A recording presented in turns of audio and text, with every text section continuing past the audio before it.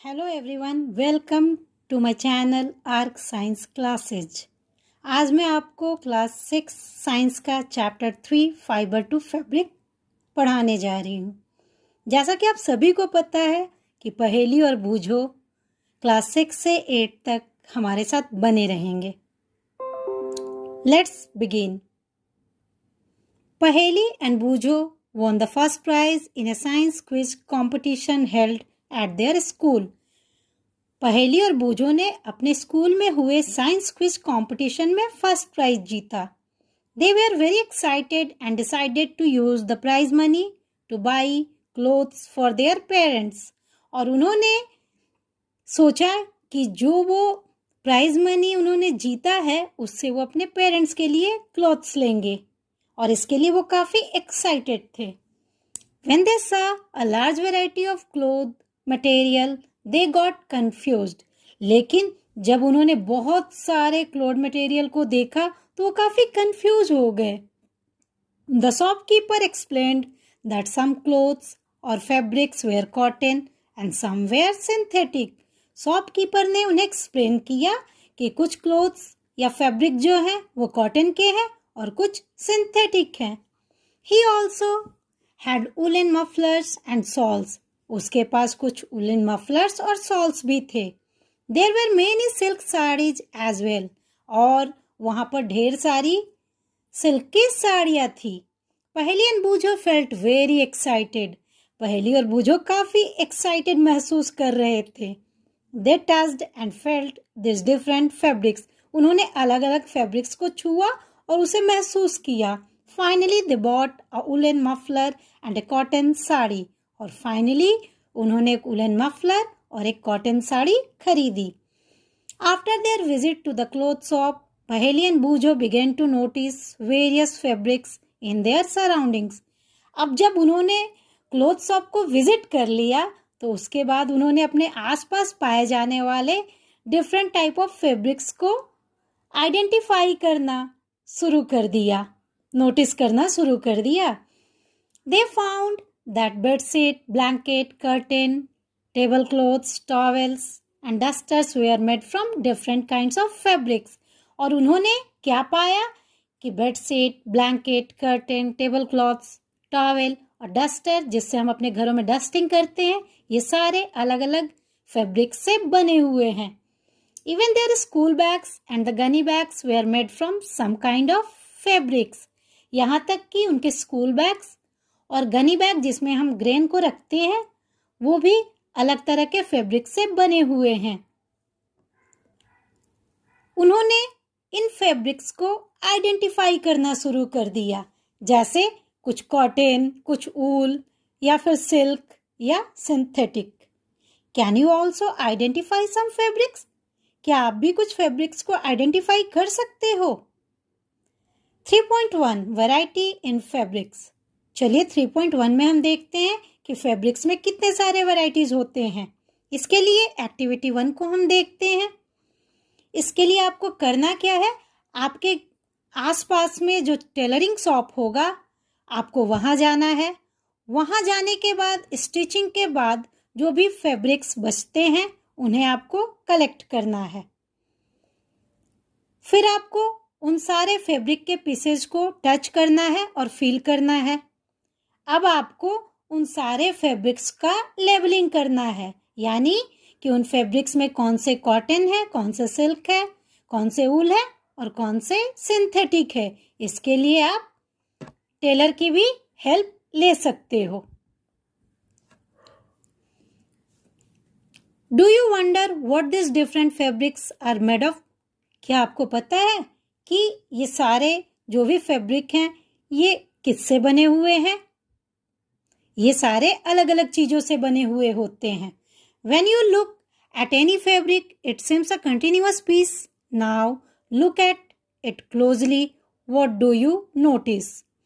अब आप क्या करो कि इन फैब्रिक्स को काफ़ी नज़दीक से देखो या इसका इनलार्ज व्यू देखो तो आप क्या देखोगे कि बहुत सारे आपको उसमें पतले पतले थ्रेड्स जो है वो वर्टिकल और हॉरिजॉन्टल दोनों साइड में अरेंज दिखेंगे। जैसा कि आप फिगर 3.2 में enlarge view of a piece of fabric देख सकते हैं। नेक्स्ट हम एक्टिविटी 2 को देखते हैं। एक्टिविटी 2 के लिए हमें इन सारे फैब्रिक्स जो मैंने कलेक्ट किए थे या जो आपने कलेक्ट किए थे टेलर के शॉप से, उनमें से आपको कॉटन का फैब्रिक लेना है।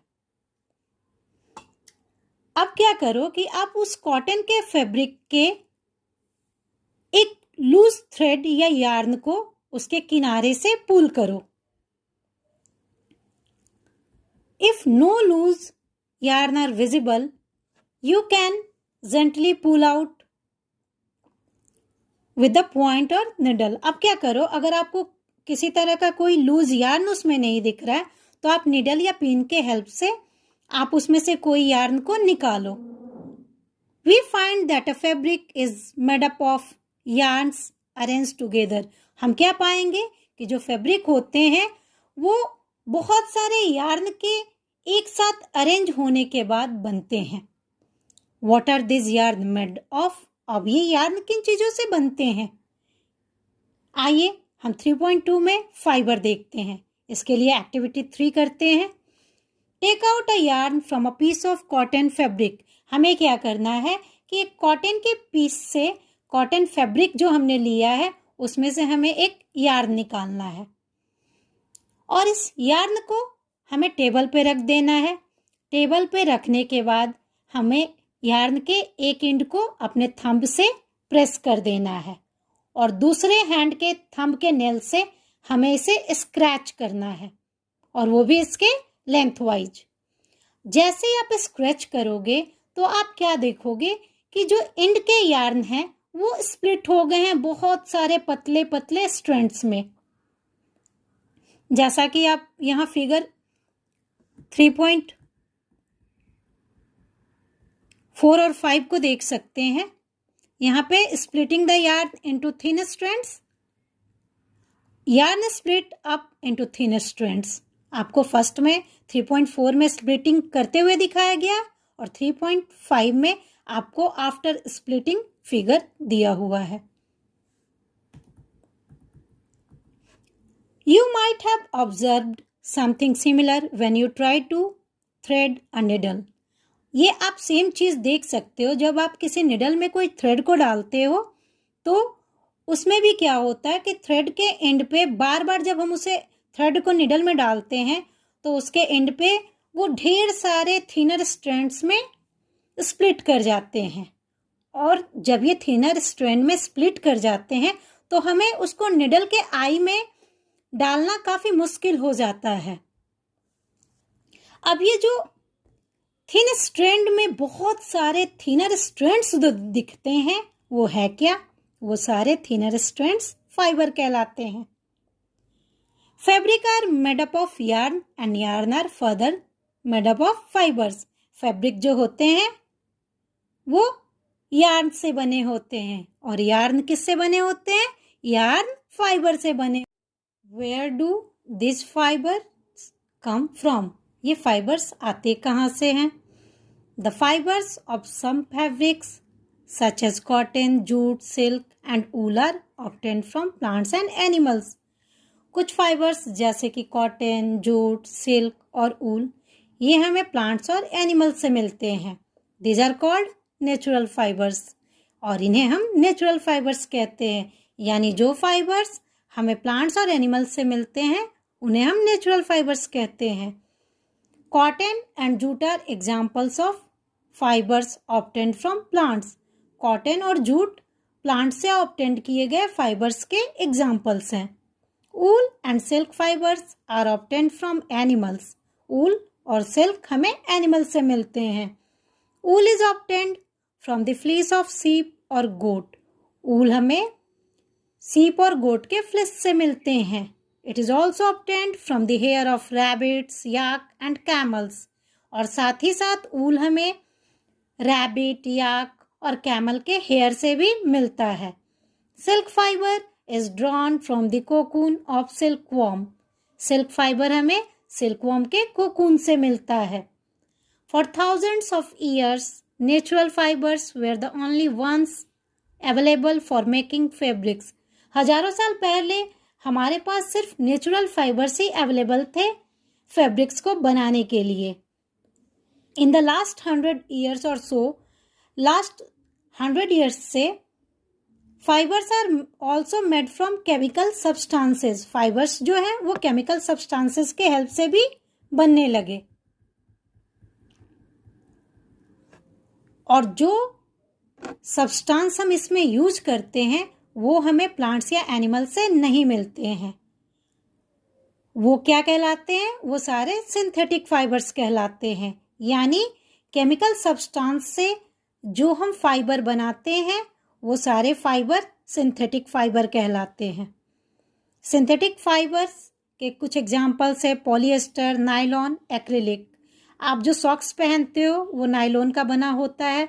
आजकल मैक्सिमम जो स्वेटर्स हम पहनते हैं वो एक्रिलिक का बना होता है। 3.3 सम प्लांट्स फाइबर्स। फर्स्ट हम देखेंगे कॉटन को। कभी आपने घर में ऑयल लैंप का विक्स बनाते हुए देखा है? हम इस विक्स को बनाने के लिए किस चीज का यूज करते हैं?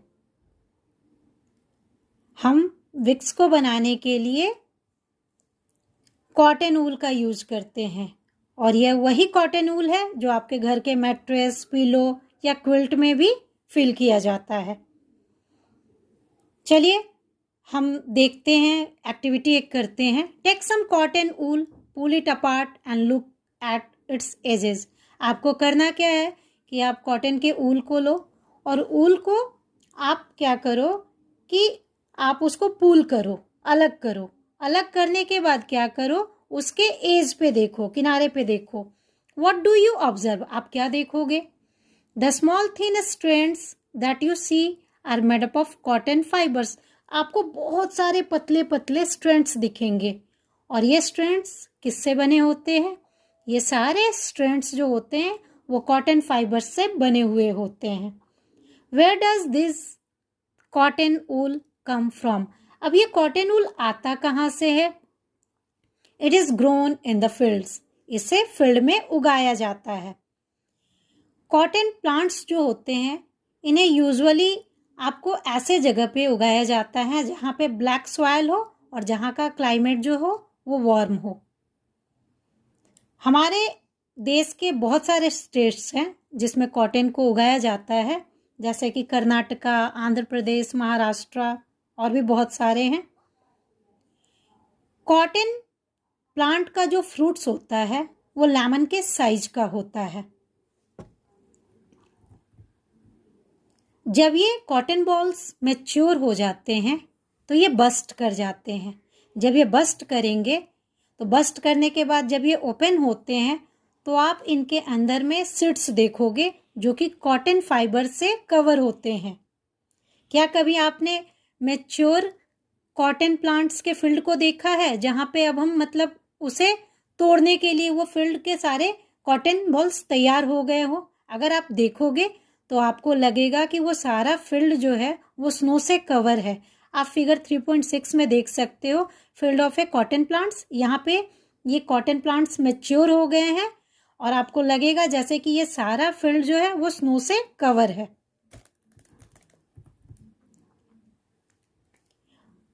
अब क्या होता है, ये जो कॉटन बॉल्स होते हैं, इन कॉटन बॉल्स से हम कॉटन को यूजुअली हाथ से निकालते हैं और फिर हम इन फाइबर्स से उसके सीड को सेपरेट करते हैं कॉम्बिंग के द्वारा। और जब हम फाइबर को उसके सीड से सेपरेट करते हैं तो इस खास प्रोसेस को हम गिनिंग कहते हैं। गिनिंग ट्रेडिशनली हाथों से भी किया जाता है, लेकिन आजकल मशीन के द्वारा ही गिनिंग किया जा रहा है। आप देख सकते हो फिगर 3.7 गिनिंग ऑफ कॉटन, जहाँ की कॉम्बिंग के थ्रू गिनिंग हो रहा है। नेक्स्ट हमारा फाइबर जो है वो है jute. Jute fibre is obtained from the stem of the jute plants. Jute fibre जो होता है वो जूट प्लांट के स्टेम से मिलता है। इसका कल्टीवेशन यानी इसे उगाया जाता है रेनी सीजन में। इंडिया में जूट मेनली वेस्ट बंगाल, बिहार और असम में उगाया जाता है। जूट प्लांट का नॉर्मली हार्वेस्टिंग हम इसके फ्लावरिंग स्टेज पे करते हैं। जब ये फ्लावरिंग स्टेज पे पहुंचता है तो हम फिर इसे काट लेते हैं। काटने के बाद इन स्टेम्स को हम वाटर में कुछ दिनों के लिए इमर्ज कर देते हैं, यानी भिगो के रख देते हैं। उसके बाद हम स्टेम रॉट और फाइबर्स को हाथों से अलग करते हैं। This is the first part of chapter 3, fibre to fabric. Thank you.